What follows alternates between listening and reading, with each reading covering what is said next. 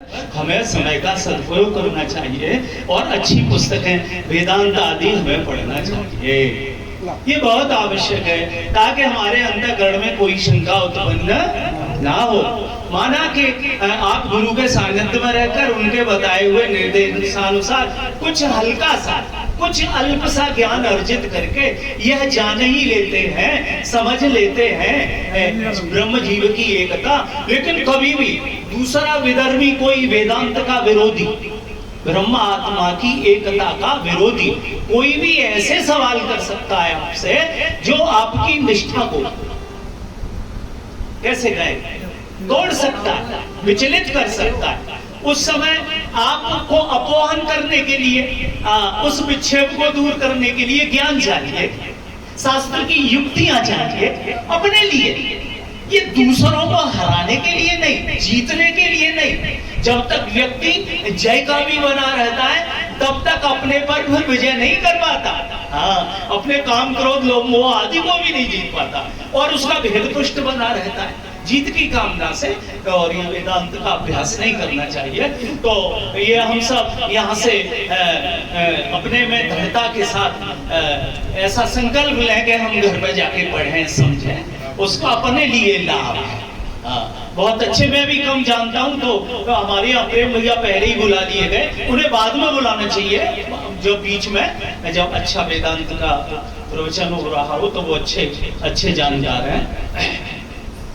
अब मैं एक बात कहना चाहता हूँ, वेदांत निष्ठ, वेदांत में श्रद्धा रखने वाले, वेदांत को समझने वाले उंगलियों पर ही गिने जा पाएंगे।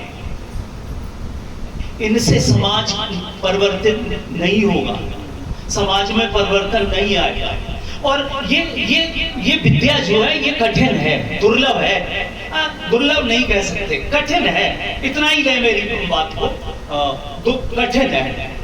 हमें प्रयास, मैं ये नहीं कहता वेदांत हम पढ़ें समझें, लेकिन अपनी जो नई जो जनरेशन है, हमारी नई जो पीढ़ी है, और उसके पास इतना समय नहीं है कि आपके विचार चंदोदय, विचार सागर, पंचदशी इनको पढ़ें। क्योंकि ये हमने देखा है 30-30, 40-40 पुराने जो अभ्यासी हैं वो अब तक कुछ तो अब भी नहीं हिचकिचाते हैं बोलने।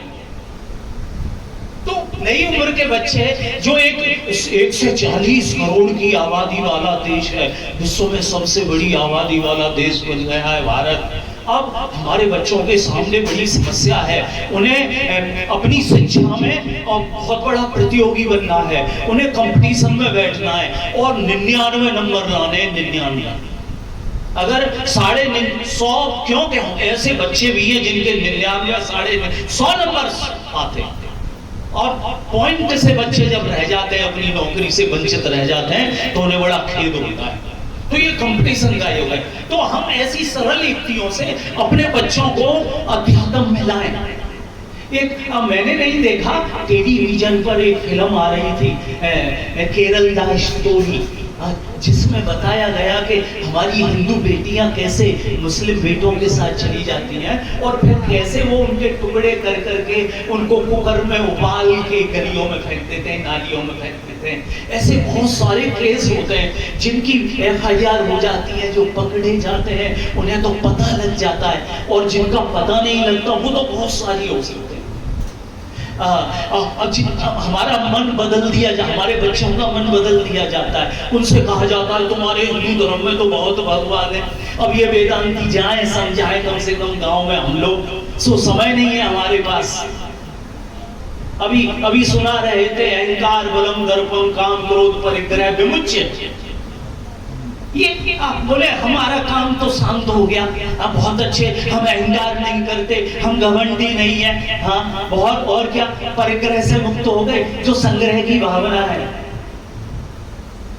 ये धन इकट्ठे करने की भावना, ये हर समय जो लगा है, पुत्रों के लिए बहुत सारे प्लॉट हो जाए, उनके लिए कोठी बन जाए, शहर में मकान बन जाए, फलाने ने बना लो, हमारे वाले तो पीछे रह गए। वेदांती है बहुत दूर रह रहे हैं और सुनी के पुप्पा ने तो बना लो अलीगढ़ में मकान, हमारे वाले तो कुछ नहीं करे पड़ाए, उदास हो गए। इन चीजों में हमें ऊपर उठना है।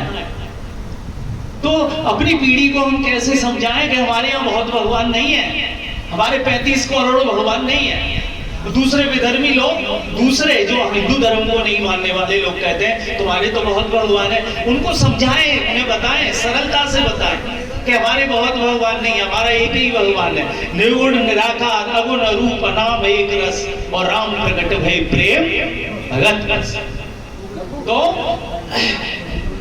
ब्रह्म सुभय अनुभवय अनुपा अकत नामय नामन रूपा।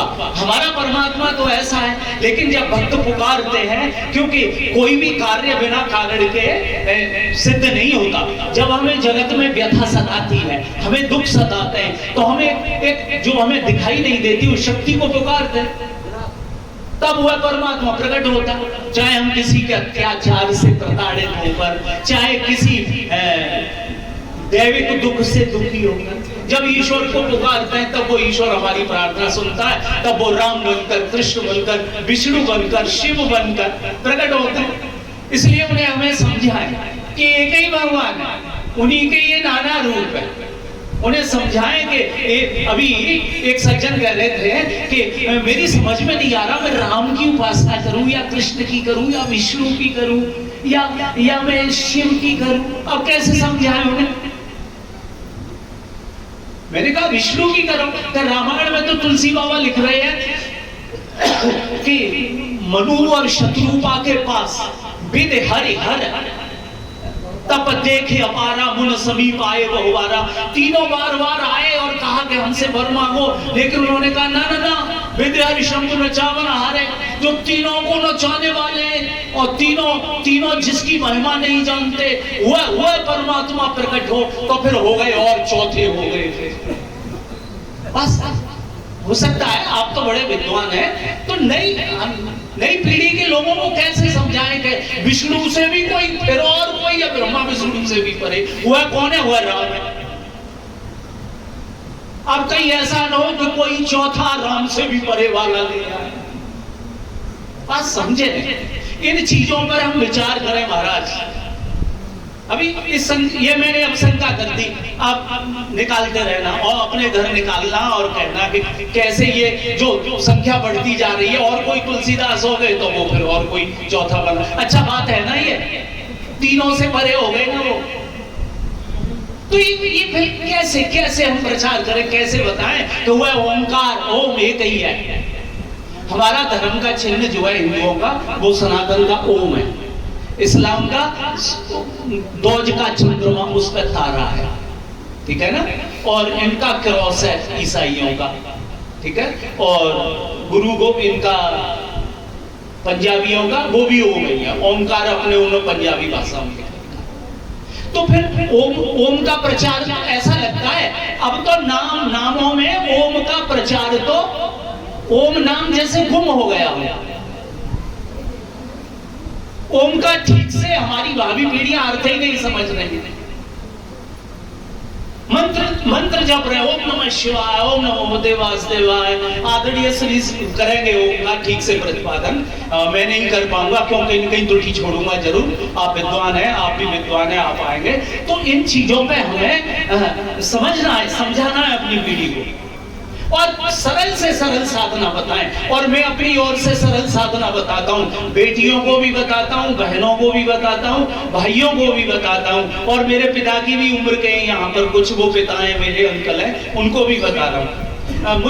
मैं अब यहाँ छोटा बड़ा नहीं कर रहा, मुझे क्षमा करना। मैं किसी शास्त्र की निंदा नहीं करूंगा, मेरे लिए सब पूज्य, सब श्रेष्ठ है। लेकिन अभी आचरण की दृष्टि से देखें तो रामायण बहुत अच्छी है। हमारी बहनें रामायण पढ़े, देखो उसमें अनुसुईया ने सीता संवाद कितना अच्छा है। बिनु श्रम दार परमगत लहई, है ना। और पतिव्रत धर्म छाण छल, तो उसको ग्रहण करें और करें तो हो जाएगा। तो ये पढ़े। अब मैं अपनी ओर से कह रहा हूं इस बात को, गीता बहुत सरल है, गीता बहुत अच्छी है हम हिंदुओं के लिए। आप आज की पीढ़ी को यदि बहुत सरलता से अध्यात्म ज्ञान चाहिए, अपना स्वरूप जो सच्चिदानंद है, जो ब्रह्म स्वरूप है, उसे यदि उसे अप्रोच करना है उनको, तो वो गीता पढ़े। बहुत सरल है गीता। आपको शरीर में से जैसे मूंज निकालते हैं ना सरकंडे से, ऐसे आपको शरीर से अलग खड़ा कर देगी गीता। आपको जैसे अनादित्य निर्गुण तत्परमात्मा अव्ययम शरीरस्थो अत्वंते न करोति न लिप्यते, शरीर में स्थित हुआ यह आत्मा जो कैसा है, ये अविनाशी है, निर्गुण है, निराकार है और अव्यक्त, तो ये न करता ही है और न लिप्त होता ही है। हम लोग ऐसे हैं। ये चीजें आपको झिझोड़ देंगी। इस देह में स्थित है जीवात्मा, वास्तव में परमात्मा है। ये चीजें झिझोड़ देंगी आपको, आपकी सुरती को झकझोर देंगी। पश्यतानि महाबाहो कारणानि निबोधमय कृतान्ते सांख्ये प्रोक्तानि सिद्धये सर्व कर्मणाम, है जो कर्म का अंत करने के लिए जो उपाय सांख्य शास्त्र ने बताए, उसमें कर्मों के हेतु, कर्म सिद्धि के ये 5 हेतु है। अधिष्ठान तथा कर्ता च करण पृथक विदा नाना पृथक चेष्टा देव चैवात्र पंचमा, 5वां कौन है? और देव संस्कार, पूर्व जन्म का संस्कार, और जीव और शरीर और नाना चेष्टा और अंतःकरण ये करता है। अब शरीर वांग मनो यद् यर्म प्रारब्धे नरः न्यायं वा विपरीतं वा तस्य पच्यते हेतुवा। शरीर वाणी के द्वारा, मनवाणी शरीर के द्वारा होने वाले कर्मों में ये 5 हेतु है, ये 5 हेतु है। लेकिन तत्रैव सती आत्मानं कर्तारं केवलम तुया पश्यति त्वात् न पश्यति दुर्मति। लेकिन जिनकी दुर्मति है, जो अज्ञानी है, मूढ़ है, वो आत्मा को कर्ता मानते हैं, लेकिन विद्वान ऐसा नहीं मानते। तो हम में सच्चा वेदांती कौन है? हम में सच्चा भगवत निष्ठ कौन है? गुरु निष्ठ कौन है? जो अपने को कर्ता नहीं मानता, अपने को देह नहीं मानता। जब ये पढ़ेंगे ना यस नाहं कृतो भावो बुद्धिर्यस्य संलिप्यते हत्वापि सेवा लोकान् हन्ति न निबध्यते। वह इस प्रकार जो जानता है, वह संपूर्ण लोक का नाश करने के पश्चात भी पाप से नहीं बंधता। ये चीजें आपको झकझोरेंगी, और आप जब स्वीकार कर लेंगे ना, बिना किसी कुतर्क के, बिना किसी शंका के, जब भगवान की बात में आप निशंक होकर विश्वास कर लेंगे, उसी समय आपको अप्रोच हो जाएगा। जो तत्वमसी महावाक्य भगवान कृष्ण का ये जो संवाद है, ये जो कहा भगवान ने, यही तत्वमसी बन जाएगा। और आप कहेंगे सोहम हम ब्रह्मास्मि अहम आत्मास्मि, मैं अकर्ता हूं, अभोक्ता हूं, मैं ज्ञान स्वरूप हूं। तो ये बहुत सरल है, बड़ी समस्या है। जो इस्लाम के जानने वाले हैं विद्वान, उनके पास इतना उनके पास साहित्य नहीं है, उनके पास इतनी, कैसे कहूं इसको, कैसे कहूं, हमारे पास तो 4 वेद है और पुराण 18 पुराण है, और उपनिषद तो 1 से 8 कहे जाते हैं, कम से कम 6 दर्शन है। और ये अलग रहे, फिर अब यहाँ आ गए तो वेदांत में, तो फिर वेदांत में भी कमी नहीं है, मैं उनके नाम भी नहीं जानता, इतने नाम भी नहीं जानता। तो पूरा जीवन निकल जाएगा आपका, आप कहीं आपके बच्चे पहुंचे नहीं पाएंगे। इसलिए उन्हें सरल से सरल, थोड़ा, जैसे भगवान कहते हैं स्वल्पस्य धर्मस्त्राय तो मैं तो गया, थोड़ा ही जान लेगा ना तो मृत्यु के महान भय से छूट जाएगा। तो ये मेरी दृष्टि में ये थोड़ा सा ज्ञान, यही थोड़ा सा कि तुम आत्मा हो। और आचरण के विषय में तो श्रीमद् भगवद गीता महान है। कैसे कहा उन्होंने, नियतस्य तो संन्यास कर्मणो नोपपद्यते। हे अर्जुन, जो करने योग्य कर्तव्य का किसी काल में त्याग नहीं करना चाहिए। मोहातस्य परित्यागी तामस्य परिच्छते, यह तामस त्याग है। जो करने योग्य कर्तव्य को छोड़ देता है, और कैसे कार्य मित्य वियत कर्म काय कलेशो भया त्यजेत, जो करने योग्य को छोड़ दे, नियत कर्म को छोड़ दे, वो तामस त्याग है। और अभी कल कोई बता रहा था कि हमारी सास, हमारी ददिया सास 90 बरस की, एक लड़की बता रही थी, और पूरे जीवन भर वो पेंशन खाते रहे, और जब वो बहुत बूढ़ी हो गई, चारपाई में आ गई, उनको मल करने लगी बिस्तर में, तो उधर उन्होंने हमको भेज दिया। तो ये किस लिए? काय कलेश के वजह से। कष्ट होगा अपने को सेवा करने में, तो काय कलेशो भयात् त्यजेत्, काया कलेश के वजह से जो करने योग्य कर्तव्य को छोड़ दे, माता पिता गुरुजनों आदि की सेवा न करे, अरे कलेश है, परेशानी है, तो वो टाल दे, दूसरों पे छोड़ दे, तो वह त्याग सकृत्वा राजसम त्यागम, ये राजस त्याग है। नैव त्यागम फलम लभेत, ऐसे करने योग्य कर्तव्य को काय कलेश के भय से, आदि कारण से, कष्ट के भय से छोड़ देता है, तो वह उसका राजस त्याग है। ऐसा त्याग तो कोई फलदायक कैसे हो सकता है? और कार्य मित्य वियतपरम नियतम क्रियते अर्जुन, हे अर्जुन, जो करने योग्य कर्तव्य को संग त्यक्त्वा फलम च, फल और त्याग, फल का त्याग करके निष्काम भाव से मन समाधान, मन का समाधान करके मेरा करना ही कर्तव्य है, ये मेरा धर्म है, यही मेरी तपस्या है, मुझे अवश्य करूंगा, ऐसे जो करता है उसका यही त्याग श्रेष्ठ है, वही सन्यासी है। नहीं देवव्रता त्यक्त कर्माणि से कर्म का निशेष भाव से कभी त्याग नहीं हो सकता। इसलिए यस्त कर्म फल त्यागी सत्यागित्य विधीयते, जो कर्म फल का त्यागी है वही तो सन्यासी है। इसलिए भगवान ने छठे अध्याय में कह दिया, अनाश्रित कर्म फलम कार्य कर्म करोति यस सन्यासी। सहयोगी क्रिया, जो कर्म अग्नि का त्याग कर दे कि मैं कंदमूल खाऊंगा, गांव में नहीं आऊंगा, वो एक अलग बात है, निंदा नहीं की उन्होंने सन्यास की। एक जगह कहे आए भगवान सर्वत्रान विष्णु यत्ति प्राप्य शुभाशुभम नाविनंदति न दोष्टि तस्य प्रज्ञा प्रतिष्ठिता, जो सर्वत्र विचरण करता हुआ निष्काम भाव से विचरण करता है, और प्रतिकूल अनुकूल, चाहे वो भोजन हो, चाहे स्थान हो, चाहे मान अपमान हो, उसको अनुकूल और प्रतिकूल में जिसकी बुद्धि अस्थिर नहीं होती, उद्विग्न नहीं होता, सम रहता है, वही महात्मा है। तो श्रीमद् भगवत गीता बहुत अच्छा शास्त्र है, इसमें तो कहूंगा कि इसका ज्यादा प्रचार होना चाहिए, बहुत आवश्यक है। तो समय बहुत कम है, धीरे बड़े विद्वान बैठे, मुझे अधिक नहीं बोलना चाहिए, और एक पद के साथ मुरारी बहुत इच्छुक रहते हैं, एक पद सुनाई दे आपको, सुन लीजिए कृपया धैर्य धारण करके, मुझे थोड़ा सा आप समय दे दिए, ठीक नहीं है वैसे मेरा चोरी है ये और गलत है ये, फिर भी चल संचालक जी से निवेदन करूंगा, 2 मिनट देते हैं। संतो मोहे ऐसो सद्गुरु भावे, संतो मोहे ऐसो सद्गुरु भावे, जो मेरो आवागमन मिटावे, संतो मोहे ऐसो सद्गुरु भावे। अच्छा ये कहते हैं मेरी माता बहनों भाइयों कि आप में कौन कौन है जो जन्म नहीं लेना चाहते, हाथ उठाएंगे। और पहले करते हुए एक आदमी उठाया, इन्होंने उठाया, फिर 2 3 4, और फिर हो सकता है सभी उठा देते, लेकिन 5-6 ही हाथ उठे। हाँ, डर लगता है कि अगला जन्म नहीं मिला तो हम खो जाएंगे, पता नहीं हम कहाँ चले जाएंगे। हाँ चलो ठीक है।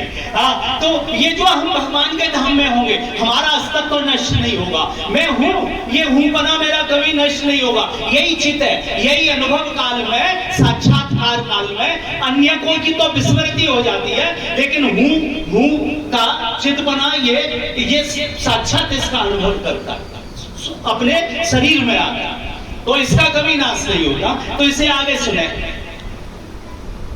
दौलत डिगन बोलत बिसरे असुपदेश धड़ावे। हाँ, दौलत डिगन बोलत बिसरे असुपदेश धड़ावे, बिनु श्रम हट क्रिया से न्यारी, सहज समाधि लगावे, संतो मोहे ऐसो सद्गुरु भावे, संतो मोहे ऐसो। वास्तविक साक्षात्कार होगा तो सहज अवस्था में ही होगा, और जब तक आप प्रयत्न करते रहेंगे, जब तक आप मन में कहीं भी प्रतन जारी रहा, जब तक आप अपने स्वरूप को कर्म का परिणाम मानेंगे, किसी क्रिया का परिणाम, अभ्यास का परिणाम मानेंगे, तब तक प्राकट्य होगा नहीं। ये समझ लें आप। इसलिए सहज हो, जिस दिन सहज हो जाएंगे आप, और सहज हो, निशंक होकर सहज हो जाएंगे, कोई शंका न होगी, उसी समय स्वरूप का अप्रोच होगा। आगे देखिए क्या कहते हैं, द्वार निरोध पवन ना रोके, ना अनह दूर जावे। हाँ, कईयों में ये राधा स्वामी वाले वो कान बंद करवा देते हैं, कानों को सुन के भजन होता है उनका, और प्राणायाम आदि और आंखें चढ़ा करके ऊपर ऐसे दिखाते हैं प्रकाश। द्वार निरोध पवन ना रोके, ना अनह दूर जावे, ये मन जहां जाए तहां जावे, समता में ठहरावे संतो मोहे, ऐसो सदगुरु। अब वासुदेव सर्वत्र, हमारी बहनें कहो कृष्ण सर्व है, सर्वत्र कृष्ण के अतिरिक्त दूसरी सत्ता, यही भगवान ने कहा, मत परतरम नाम के चतुर्थी, मेरे अतिरिक्त दूसरा नहीं। इसलिए जहां मन जाए वहां कृष्ण को देखो। हाँ, तो ऐसा सदगुरु हो। और क्या कहते हैं, कर्म करूं मैं रहूं अकर्मी, ऐसी युक्ति बतावे, कर्म करूं मैं रहूं अकर्मी, ऐसी युक्ति बतावे, सदा आनंद फंद से न्यारा, सुख दुख से न्यारा, सदा आनंद फंद से न्यारा, योग में भोग सिखावे संतो मोहे, ऐसो सदगुरु भावे। तज धरती आकाश अधर में प्रेम बढ़ैया छावे, तज धरती आकाश अधर में प्रेम बढ़ैया छावे, ज्ञान शिखर की मुक्त शिला पर, अध्यात्म कैसे कहा, अध्यात्म के स्वरूप, जो उसमें जो गीता का कौन सा श्लोक है, 13वें अध्याय का, याद स्मरण नहीं रहता, तो अध्यात्म ज्ञान के यथार्थ अपने को समझना, नित्य अध्यात्म में स्थित रहना, अध्यात्म ज्ञान नित्यत्व तत्व ज्ञान। तो इस तत्व ज्ञान दर्शन, तत्व ज्ञान के स्वरूप परमात्मा में नित्य स्थित रहना। ज्ञान शिखर की मुक्त शिला पर आसन अचल जमावे संतो मोहे, ऐसो सदगुरु भावे, भीतर बाहर कई देखे तू जो भाव मिटावे, भीतर बाहर कई देखे तू जो भाव मिटावे, कहे संत सोई गुरु पूरा, घट बिच अलख लखावे संतो मोहे, ऐसा सदगुरु भाव जो मेरो आवागमन मिटावे, ओ संतो मोहे, ऐसो सदगुरु। क्षमा प्रार्थना। बोल सदगुरुदेव महाराज की जय।